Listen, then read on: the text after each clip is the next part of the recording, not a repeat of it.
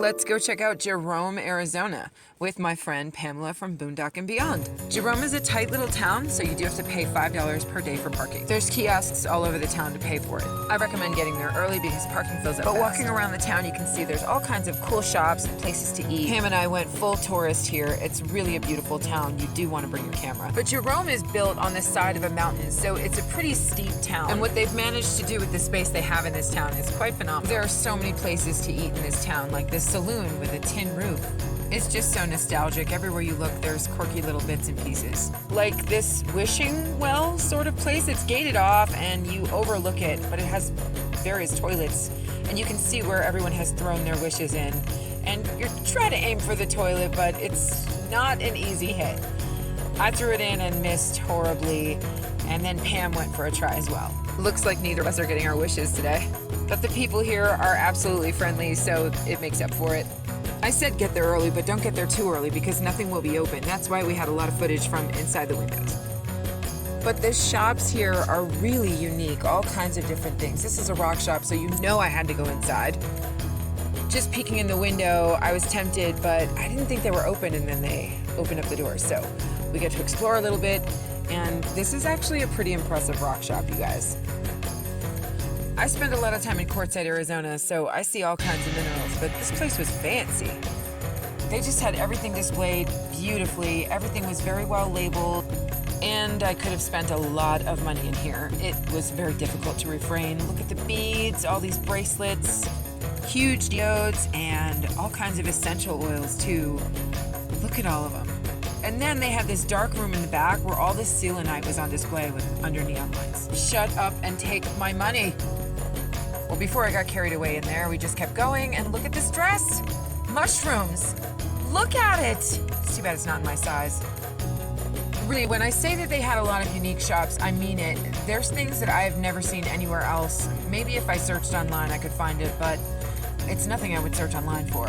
Even the restaurants were very unique, and the presentation that they had was just beautiful. Look at the artwork on the chairs. How adorable.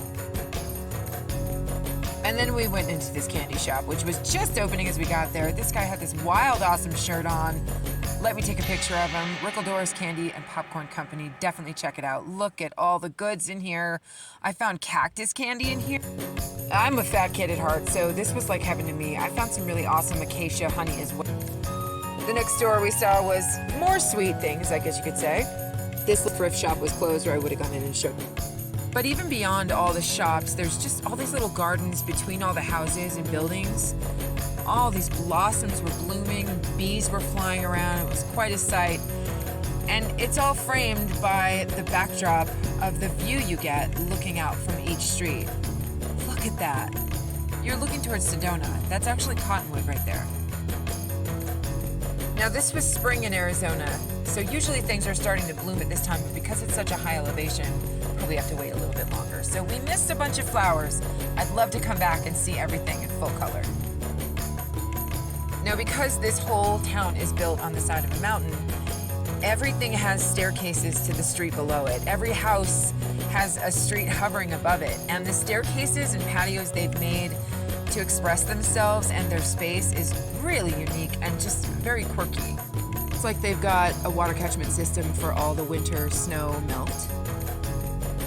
And all the patios and gardens on the street that are all around the neighborhoods are just absolutely beautiful. I wish again that I was able to be here when it was all in bloom and verdant, but I was happy to be here anyway at this time. Look at the brick walkway. They've got gardens everywhere. Coco was loving it. Coco is Pam's dog from Boondock and Beyond. Go give her a subscribe. Looks like we came with a bunch of other van lifers at the same time. You can see them in the parking lot below. And yet again, more views from inside all the little gardens on the street and all the historic buildings. Some of them have been a little bit dilapidated, but it's still nice to see the history in that town. And just up the mountain is some free camping on top of Mingus Mountain. The dogs were enjoying running free because these campsites are pretty much spread out. We even had a little fort that someone had built, probably for their kids or maybe even their dog. A little shady space for the dogs to go in and lay down. This place was surrounded by juniper trees. Alligator juniper, you can tell by looking at the bark, it looks just like an alligator skin. And again, the dogs were just having a blast. They're just happy to be up where it was cooler, because up in elevation it gets a little cooler. And this site had a great big fire pit, but we never used it because it was too windy. Pam and I were quite impressed. We were so happy that we invited someone else to come up and join us, and that's when Lace got here. So go subscribe to Lace Venom as well. And of course, I'll have more about this campsite in an upcoming video, but thanks for coming to Jerome with us.